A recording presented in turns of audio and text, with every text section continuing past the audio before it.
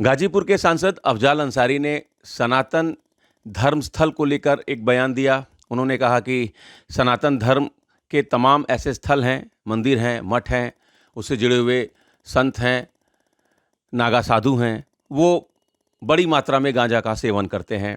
एक मालगाड़ी भी अगर भरकर गांजा जाएगा कुंभ में तो ख़त्म हो जाएगा। धर्म क्षेत्र से ही जुड़ा हुआ एक और बयान संगीत सोम जो बीजेपी के नेता हैं उनकी तरफ से आया। इस तरीके के लगातार जो बयान आ रहे हैं सनातन धर्म से जुड़े मसलों को लेकर, उस पर बातचीत करने के लिए काशी विद्वत परिषद के महामंत्री प्रोफेसर रामनारायण द्विवेदी जी हैं। गुरुजी, जो बयान आ रहे हैं सनातन धर्म को लेकर, उससे जुड़े हुए जो बयान हैं, आपको लगता है कि ये उचित हैं, इस तरीके के बयान दिए जाने चाहिए? देखिए, भारत में ये विविध संस्कृतियों का अद्भुत संगम है भारत, और इस तरह के किसी भी मुँह बोले बयानों से बचना चाहिए।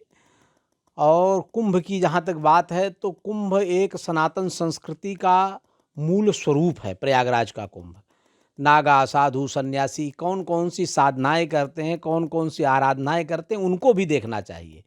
किसी पर, किसी महात्मा पर, किसी समुदाय विशेष पर, किसी संत समुदाय पर इस प्रकार की अनर्गल टिप्पणियों से बचा जाना चाहिए।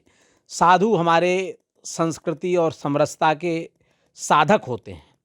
साधनोति पर कार्यम, जो समाज के कार्यों को साधन करे, जो समाज को जोड़ने का काम करते हैं साधु संत, अपनी साधना, अपनी उपासना और अपनी आराधना से राष्ट्र के कल्याण और समरसता मूलक समाज की परिकल्पना करता है। साधु समाज भयंकर साधना करके शीतकालीन में अपने शरीर को तपाता है।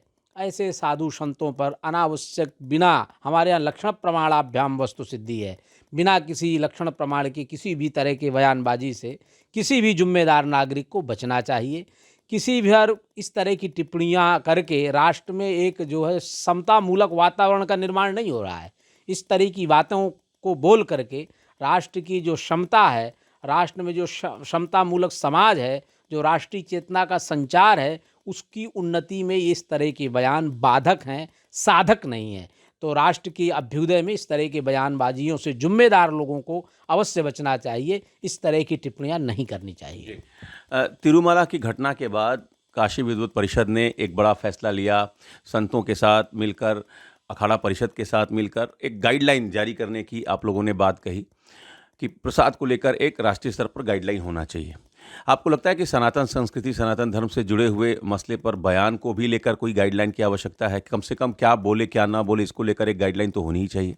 देखिए, अगर ये चीज़ें हो जाएंगी तब तो बड़ा ही सुंदर हो जाएगा। लेकिन हमारे संविधान में सबको अभिव्यक्ति की आज़ादी है। हर व्यक्ति अपनी अपनी बात कहने के लिए स्वतंत्र है, इसलिए वो अपने अपने ढंग से अपनी अपनी बातों को कहते हैं। लेकिन स्वतंत्रता का मतलब ये नहीं है कि आपकी वाणी से किसी की मर्यादा का हनन हो जाए, किसी की मर्यादा आहत हो, किसी को व्यक्तिगत तकलीफ हो, किसी समुदाय को, किसी वर्ग को, किसी जाति को।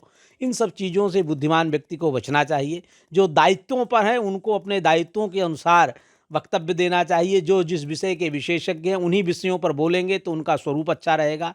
अगर कोई राजनीतिक पर बात करता है तो राजनेताओं को उस पर चर्चा करनी चाहिए। कोई धर्म और संस्कृति पे बात करता है तो धर्म संस्कृति के जो तथाकृत अधिकृत लोग हैं, जिनको इन चीज़ों के विषय में जिन्होंने मंथन किया है, चिंतन किया है, उन लोगों को बोलना चाहिए। लेकिन ये भारत की भव्यता है, दिव्यता है, इसमें संविधान की स्वतंत्रता है। स्वतंत्रता के नाम से कुछ भी बोल देना वो समाजोचित नहीं है। समाज की मर्यादा का भी हमें ख्याल रखना चाहिए। एक आखिरी सवाल, अब सनातन परंपरा के भगवान भी में भी अब जब जाति खोजी जाने लगी कि ज़्यादातर जो भगवान हैं वो क्षत्रिय जाति से हैं, इस बयान को आप कैसे देख रहे हैं? देखिए, हमारे यहाँ चातुर्वर्ण्यम मया सृष्टम गुण कर्म विभागशः, भगवान गीता में कहते हैं। ये सब उन्हीं की परमात्मा के ही सब कुछ हैं और हम परमात्मा के अंश हैं। तो तद भिन्नत्वे सति तद अभेदेन प्रतीयमानत्वम, हमारा परमात्मा के साथ अभेद है। जीवो ब्रह्मैव नापरः, जीव और ब्रह्म में कोई अंतर नहीं है। तो हम इस जातियों पर क्यों पड़ें? हम जातियों को इस तरह के स्वरूप में मानते भी नहीं हैं। हम तो ये मानते हैं समाज में जन्म लेने वाला, भारत में जन्म लेने वाला सभी हिंदू एक हैं और सभी हिंदुओं को मिल कर के राष्ट्र के निर्माण में आध्यात्मिक चेतना का, राष्ट्रीय चेतना का संचार करना चाहिए। चलिए, तो काशी विद्वत परिषद के महामंत्री जी का ये कहना है कि संविधान चूँकि बोलने की स्वतंत्रता देता है, लेकिन बोलने की स्वतंत्रता में भी तर्कशीलता अपनाना चाहिए। जो ज़िम्मेदार पद पर बैठे हुए लोग हैं, उनको ये समझना चाहिए कि वो किस पद पर हैं, उनको क्या बोलना चाहिए, कम से कम उसका उनको ज्ञान होना ज़रूरी है। नहीं तो इससे चीज़ें धीरे-धीरे विकृत होने लगती हैं। Amit Singh, TV 9 UP, Varanasi.